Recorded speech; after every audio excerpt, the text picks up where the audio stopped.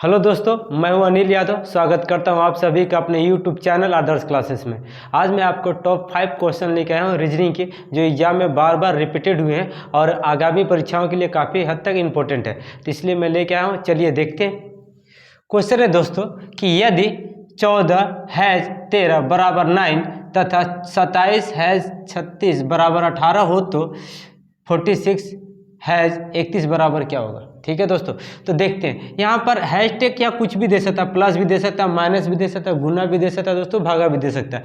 हमको यहाँ ये जानता है कि इन दोनों को क्या करके ये 9 लाया है। ठीक है, ये गुना करके या जोड़ करके या घटाव करके कैसे करके 9 लाया है, उसी तरीक़ा से इसको भी चेक करेंगे और उसी तरीक़े से इसको हम लोग बनाएंगे।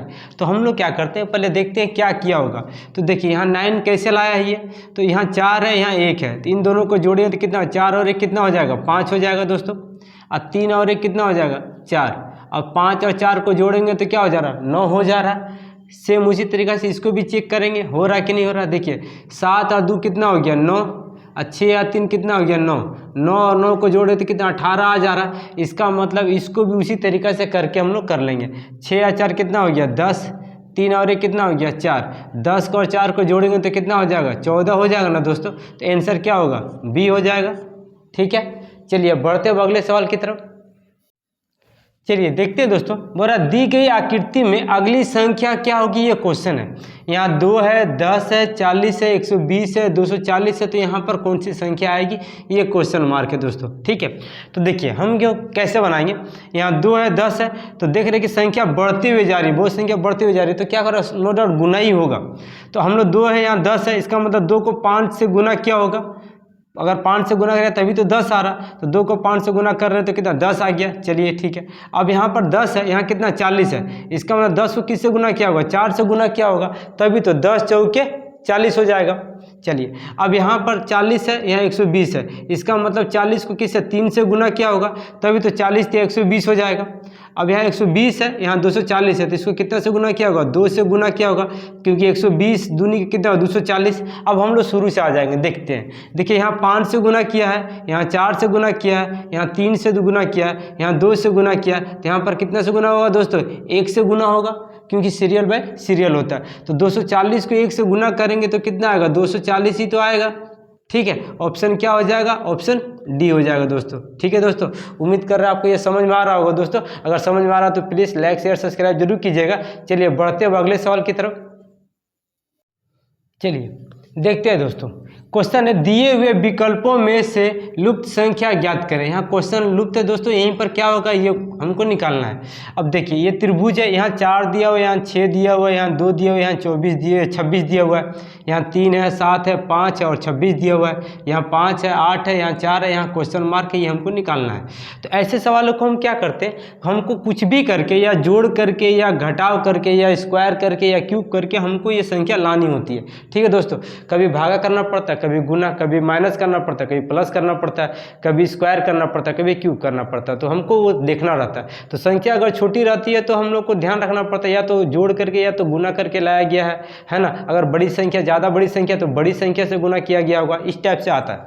तो देखिए हमको यहाँ पर देखने से अगर हम सभी संख्याओं को जोड़ते तो क्या होगा, देखिए 6 है, 4 है, 6 4 10 और 10 और 2 12, यहाँ है कितना, 26 है। इसका मतलब जोड़ने से नहीं आया है, तो हो सकता है गुना करने से आया होगा। देखिए 6 और 4 को गुना करें तो कितना होगा, 6 चौके 24 और इसको जोड़ दिया होगा, तो 6 चौके 24 और 24 और 2 कितना हो रहा है, 26। इसका मतलब 6 चौके 24, 24 2 26 हो रहा है। उसी तरीके से ये भी होना चाहिए। चलिए देखते हैं, 7 और 3 को गुना करें कितना, 7 या 21, 21 और 5 कितना हो रहा है, 26 हो गया। इसका मतलब है कि सेम इसी तरीके से किया गया है, इन दोनों को गुना किया गया है और इसको जोड़ के लिखा गया, इन दोनों को गुना किया गया, इसको जोड़ के लिखा गया। तो यहाँ भी सेम उसी तरीका से होगा, इन दोनों को गुना होगा और इसको जोड़ दिया जाएगा।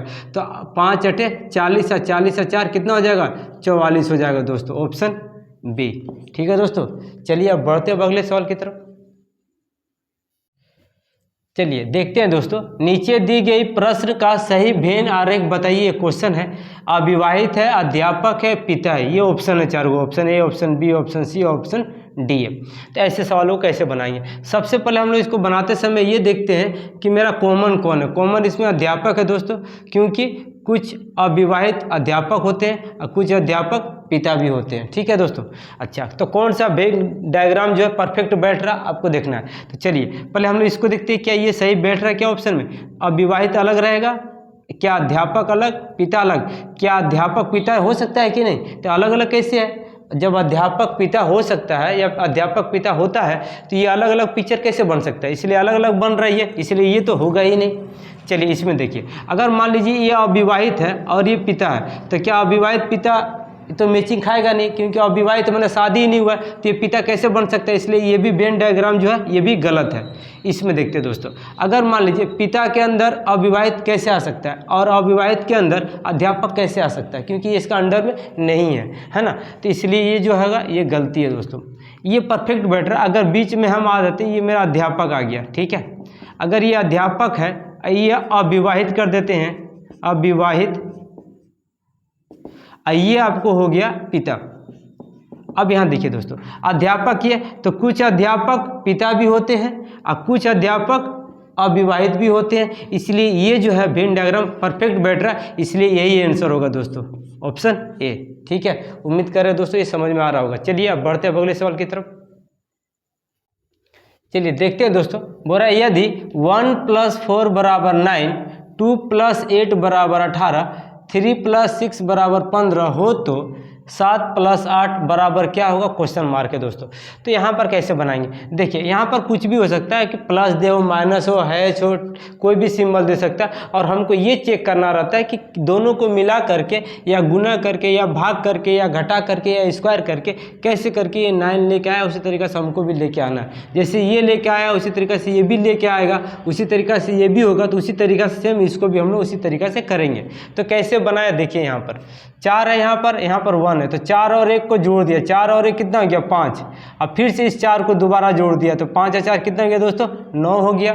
उसी तरीक़े से यहाँ भी किया, इन दोनों को जोड़ दिया, 8 और 2 कितना हो गया 10, और फिर दोबारा 8 को जोड़ दिया तो कितना हो जाएगा 18 हो जाएगा दोस्तों। ठीक है, अब यहाँ देखते हैं 6 और 3 को जोड़ दिया, 6 और 3 कितना हो गया 9, और फिर दोबारा इस 6 को जोड़ दिया तो 6 और 9 कितना हो गया 15 हो गया दोस्तों।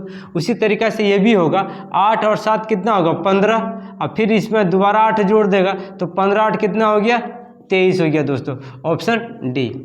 ठीक है दोस्तों, उम्मीद कर रहे हैं दोस्तों आपको ये वीडियो अच्छी लगी होगी। और वीडियो अच्छी लगी तो प्लीज़ लाइक शेयर सब्सक्राइब जरूर कीजिएगा। Thank you.